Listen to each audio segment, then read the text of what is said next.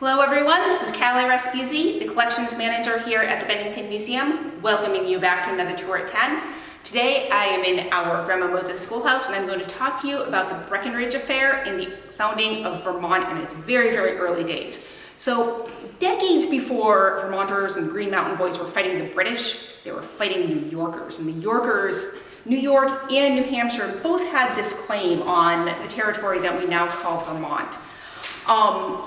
When England had conquered the Dutch and kicked the Dutch out of New York, the border of New York, the eastern border of New York was declared to be the Connecticut River. And you can see that on this map over here.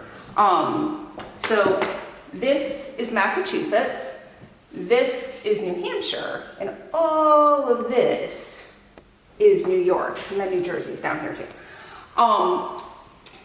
In 1749, despite the fact that there was some question as to who owned this territory, New Hampshire Governor Benning Wentworth decided that he was going to start granting land here.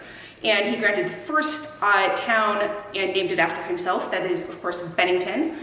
And he claimed that the border between Massachusetts between New Hampshire and New York was in fact this 20-mile line that was 20 miles east of the Hudson River.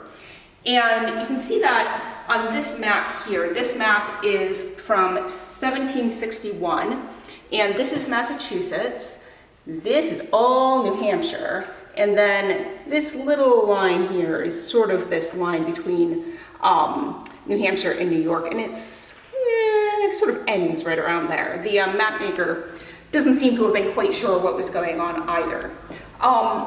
So after Wentworth had granted this land, settlers, after the French and Indian War in particular, they came in, they settled it, they bought farms, and they believed that if they came in and improved the land, the king would decide that this land that they had bought from New Hampshire, based on New Hampshire grants, was in fact theirs.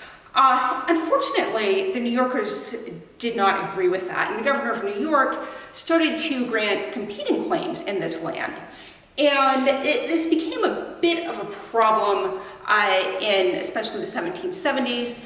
At one point, there was a lawsuit involved, and Ethan Allen became very interested in this, and the Allen brothers, Ira Allen as well.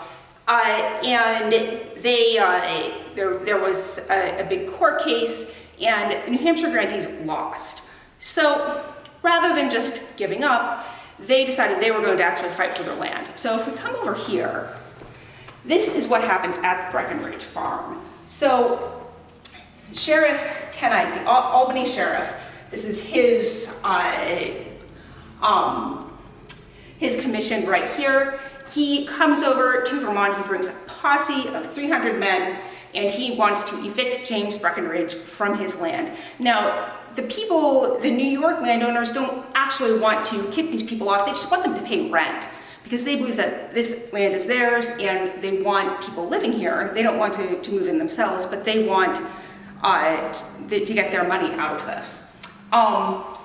James Breakenridge doesn't agree, so he assembles his own posse. Ethan Allen is involved, the Green Mountain Boys all come together, and they have their own group of men. They fortify the Breakenridge house, they set up an ambush, and exactly 250 years ago, this weekend, they meet up with this posse from New York, and they scare them off. James Breakenridge declares that he will spill his heart's blood in order to defend his land.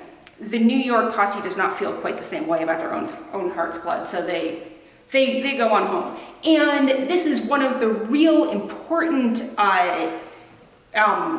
deciding factors in Vermont becoming its own republic and later its own state, because at this point, the New Hampshire government is not all that interested anymore in taking their side of these grants.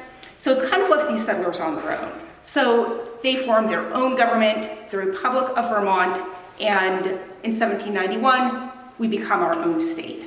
So there is a commemoration of this 250th anniversary this weekend. The Breakenridge Farm was located up by where the Henry Covered Bridge is in North Bennington. So if you can go, I highly recommend it. It's going to be great fun, and you can learn a little bit more about our history.